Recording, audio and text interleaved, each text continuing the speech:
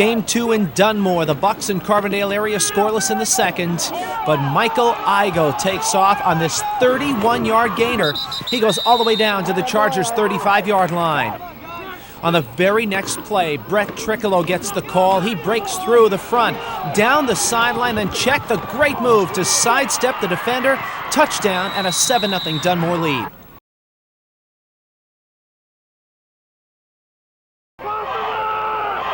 In game number 1, Dunmore spoiled the first ever night game at Lackawanna Trail. They would move 60 yards in their very first possession. The Bucks capped that march with Bob Mancuso's keeper, and they led 7-0 midway through the first period. Trail would drive right downfield on their first possession, but facing 3rd and 10 from the 22, the Lions saw that threat end with the tip pass and the interception. Dunmore would then take that turnover down for their second touchdown of the night. Brett Triccolo from the 3-yard line made it 14-0. Trail did get on the board, going 65 yards in 14 plays. Yogi Roth catching 4 passes for 48 yards in that march. Quarterback John Glenn would finish things off, but Dunmore would finish off Trail tonight and spoil their opening night party.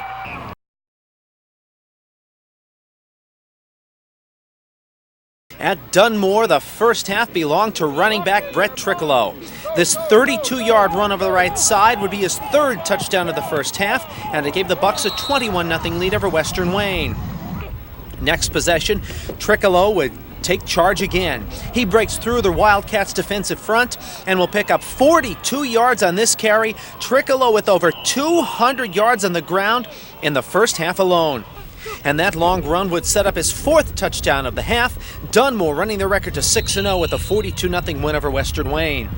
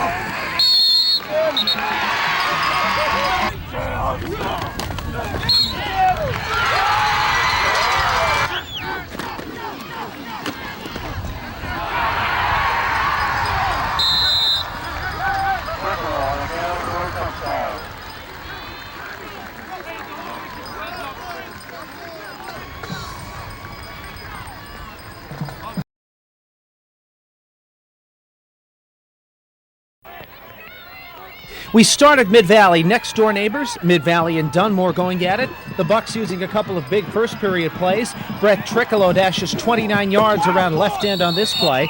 Just under 5 minutes to go in the first. It was 7-0.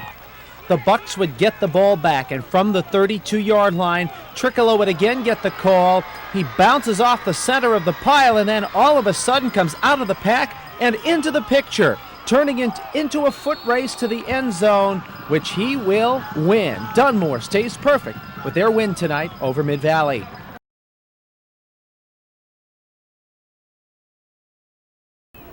Dunmore dominated the first half against Old Forge, but the Blue Devils got on the board first in the second half.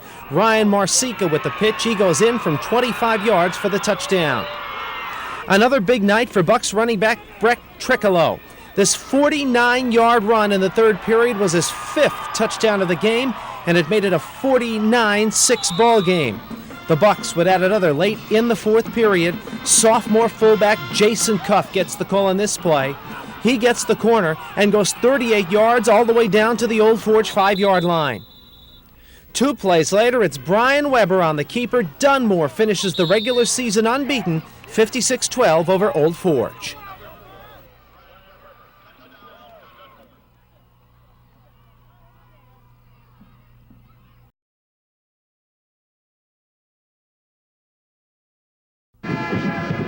Lakeland took a surprising 14-point lead on the Bucks midway through the first period. Sophomore quarterback Evan Craig, he keeps. He fights his way through the Dunmore defense and comes out into the open He'll go all the way 86 yards for the touchdown, and the Chiefs were leading 14-0. But that seemed to wake up the Dunmore offense. They responded with a 13-play drive. This 3rd and 8 pass play, great grab by Jamie Monahan, would give the Bucks a first down at the 5. And on the next play, it's Brett Trickolo over the left side into the end zone, cutting the deficit to 14-7. Lakeland went 3 and out. This time it took the Bucks just 2 plays to score. Robert Mancuso, a perfect pass to Jamie Monahan over the outstretched arm of Crakey. 40 yards tied the game at 14. A fumbled punt led to a Dunmore field goal, and then another deadly turnover for Lakeland. Michael Igo intercepts at the 29-yard line. He'll go all the way for the score. It sent the Bucks sideline into a frenzy. It was 24-14 at half. After Lakeland cut it to 3, Dunmore went on another long drive. This one 12 plays, capped by Mancuso's 4th period sneak. It's 31-21. The Bucks would then put it away with Trickolo's 5-yard scoring run. Dunmore is 12-0 after beating Lakeland 38-21. Well, we're thrilled. We're very happy for our seniors. But, last year, our boys that played last year for us set the seed. I said they set the seed, and our boys just carried it over this year in our winter weight program and all our jobs, things we had to get done. So we're very fortunate. God has been very good to us. When they went up 14-0, were you guys concerned? Yeah, we were a little bit. We've never been down before, but we fought back hard and made some adjustments at half, and what can we say? Fought back hard. Dunmore now advances to play the winner of the Mount Carmel-Wyalusing game.